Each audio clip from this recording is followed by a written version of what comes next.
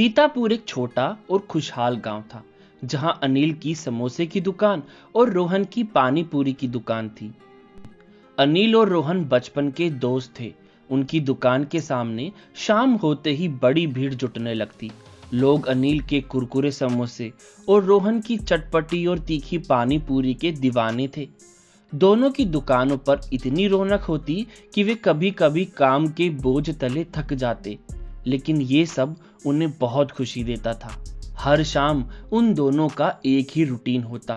पहले वे आपस में हंसी मजाक करते, फिर शाम ढलते ही ग्राहकों की सेवा में जुट जाते। पूरा गांव अनिल और रोहन की चाट का स्वाद चखने के लिए उत्सुक रहता। दोनों की दुकानों की इतनी धूम थी कि गांव के बाहर से भी लोग वहां आकर खाना पसंद करते थे। लेकिन अचानक एक दिन उनके भाग्य ने करवट ली। एक दिन शहर से नीतू नाम की एक महिला गांव में आई। नीतू बहुत चालाक और होशियार थी। उसने गांव में एक नई दुकान खोली, मोमोज की दुकान। पहले तो किसी को अंदाजा भी नहीं था कि मोमोज गांव वालों के दिल जीत लेंगे, लेकिन धीरे धीरे नीतू की दुकान पर भीड़ बढ़ने लगी। नीतू के मोमोज का स्वाद अनोखा था और उसने लोगों को एक अलग तरह का जायका दिया था जो उन्होंने पहले कभी नहीं चखा था। जल्द ही गांव के लोग अनिल और रोहन की समोसे और पानी पूरी को भूलकर नीतू के मोमोज के दीवाने हो गए। धीरे धीरे अनिल और रोहन की दुकानों पर ग्राहकों की संख्या घटने लगी। जहां पहले शाम को उनकी दुकानों पर पैर रखने की जगह नहीं होती थी, अब वहां सन्नाटा छा गया। दोनों दोस्त बेहद परेशान हो गए। रोहन ने एक दिन दुखी होते हुए कहा, यार अनिल, ये क्या हो गया? पहले हमारी दुकान पर इतनी भीड़ होती थी और अब कोई हमारे समोसे और पानी पूरी खाने ही नहीं आता। अनिल ने गहरी सांस ली और कहा, मैंने सुना है कि नीतू की मोमोज की दुकान ने सबका ध्यान खींच लिया है। लगता है हमें भी कुछ नया करना होगा, वरना हमारी दुकानें तो बंद हो जाएंगी। कुछ देर सोचने के बाद रोहन बोला, क्यों ना हम भी शहर जाकर कुछ नया व्यंजन बनाना सीखें। हमें भी कोई ऐसा नया पकवान बनाना होगा जो नीतू के मोमोज से बेहतर हो। अनिल को यह विचार अच्छा लगा। उसने कहा, ठीक है, कल ही हम शहर चलेंगे और कुछ नया सीख कर आएंगे।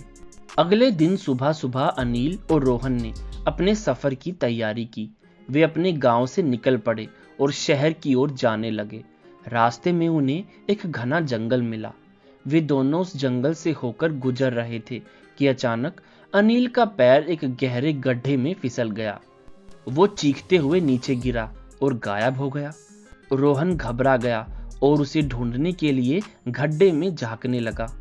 उसने अनिल को आवाज लगाई, अनिल, अनिल, तुम कहाँ हो? लेकिन कोई जवाब नहीं आया। कुछ देर बाद हिम्मत जुटाकर रोहन भी उसी गड्ढे में कूद गया और तभी दोनों एक अजीबोगरीब जादुई दुनिया में पहुंच गए। वहां का नजारा देखकर वे हैरान रह गए। चारों तरफ पेड़ों पर आलू लटके हुए थे, लेकिन ये आलू साधारण नहीं थे। इन आलूओं से हल्की हल्की चमक आ रही थी, जैसे उनमें कोई जादू हो। अनिल ने एक आलू तोड़कर उसे ध्यान से देखा। तभी एक हल्की सी आवाज आई, ये कोई साधारण आलू नहीं है, ये जादुई आलू है। जो भी इनसे खाना बनाएगा उसका व्यंजन सबसे स्वादिष्ट और अनोखा होगा। ये सुनकर अनिल और रोहन के चेहरे पर चमक आ गई। दोनों ने मिलकर कुछ आलू तोड़े और उन्हें लेकर गांव वापस लौटने का फैसला किया। उन्होंने सोचा, अगर हम इन जादुई आलूओं से कुछ नया बनाएंगे तो जरूर लोग फिर से हमारी तरफ लौट आएंगे। गांव पहुंचते ही अनिल और रोहन ने मिलकर सोचना शुरू किया कि क्या बनाया जाए। तभी रोहन के मन में एक शानदार विचार आया, क्यों ना हम समोसे और पानी पूरी का मिश्रण बनाएं, कुछ ऐसा जो पहले कभी किसी ने ना चखा हो। दोनों ने जादुई आलू का इस्तेमाल करते हुए समोसे की स्टफिंग और पानी पूरी की चटपटी फीलिंग का मिश्रण तैयार किया। फिर उन्होंने उसे तला और उसके ऊपर से खास मसालों के साथ पानी पूरी का पानी डाला। ये नई डिश इतनी अद्भुत लगी कि उन्होंने उसका नाम रखा जादुई समोसा पानी पूरी। जब इस नए व्यंजन को लोगों ने चखा तो वे दंग रह गए। समोसे और पानी पूरी का ये मिश्रण इतना लाजवाब था कि लोग मोमोज को भूलकर इसी के दीवाने हो गए। धीरे धीरे अनिल और रोहन की दुकान पर फिर से भारी भीड़ लगने लगी।